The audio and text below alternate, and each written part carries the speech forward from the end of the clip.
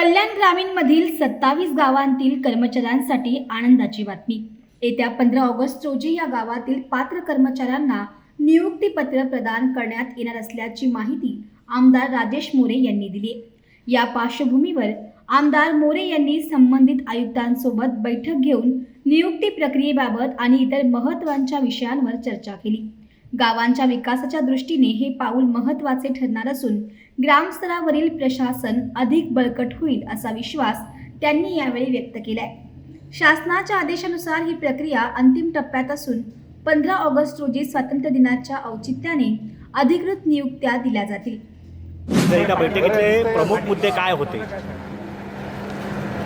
आज कल्याण डोंबिवली महापालिकेचे आयुक्त सन्माननीय गोयल साहेब यांची या कल्याण डोंबिवलीतल्या प्रश्नांच्या संदर्भात आढावा बैठक होती। त्याच्यात 27 गावातले 499 कामगार यांना नियुक्तीपत्र द्यायचा विषय, आलेले गणपती बाप्पा, आलेला नवरात्रोत्सव, आलेले सण, या सणांच्या संदर्भात रस्त्यावर पडलेले खड्डे, पाण्याचा विषय, अशा अनेक प्रश्नांच्या संदर्भात आढावा बैठक घेण्यात आली आणि त्या आढावा बैठकीसाठी सकारात्मक अशी चर्चा होऊन ताबडतोब ही कामं केली जातील। त्याचप्रमाणे खरं तर 499 कामगारांचा अतिशय आनंदाचा विषय आज की 499 कामगारांना या 15 ऑगस्टला नियुक्तीपत्र देण्याचं आयुक्त साहेबांनी मान्यता दिलेली आहे।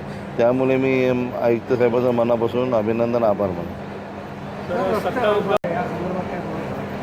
आज त्याही संदर्भात बैठक झाली की जे कल्याण डोंबिवली महापालिकेच्या रस्त्यांवर जे खड्डे पडलेले आहेत, आलेले गणपती बाप्पा आहेत, नवरात्रोत्सव आहे, सण आहेत आणि या सणासुदीला कुठल्याही नागरिकाला त्रास होता कामा नये। त्यामुळे खड्डे ताबडतोब बुजवण्यासाठी प्रयत्न करावेत आणि ताबडतोब त्याचीही अंमलबजावणी साहेबांनी केली। त्याच्यामुळे मनापासून त्यांचं अभिनंदन करतो। सार्वजनिक मंडळाला 15,000 रुपये दंड एका खड्ड्याला असं जे काही आयुक्तांनी फतवा काढला होता, तेही चर्चा झालेली आहे की कुठल्याही मंडळाला कुठल्या प्रकारचा दंड आकारण्यात येऊ नये आणि मंडप तर समजा फ्रीमध्येच आहे, पण ज्या कमानीला चार्ज घेत होते, जे मंडळाचे कमाने आहेत, त्यांनाही चार्ज घेऊ नये अशी आम्ही मागणी केली। त्यालाही सकारात्मक असं साहेबांनी प्रतिसाद दिलेला आहे।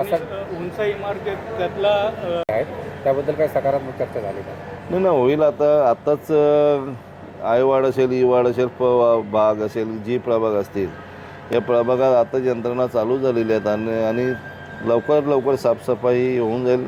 त्याच्यात कुठेही दुजावा होणार नाही, चांगल्या प्रकारे तुम्हाला चित्र दिसेल। 65 इमारतीची याचिका करते, जी स्टडी आहे ती 2 वर्ष बंद आहे, तर त्याबाबत आपण काय पाठपुरावा केला आहे? नक्की आपण पाठपुरावा करू आणि ताबडतोब अग्निशमन दलाचं कसं सुविधा प्राप्त होतील यासाठी आपण प्रयत्न करू। 27 गावातला जो कचरा संकलन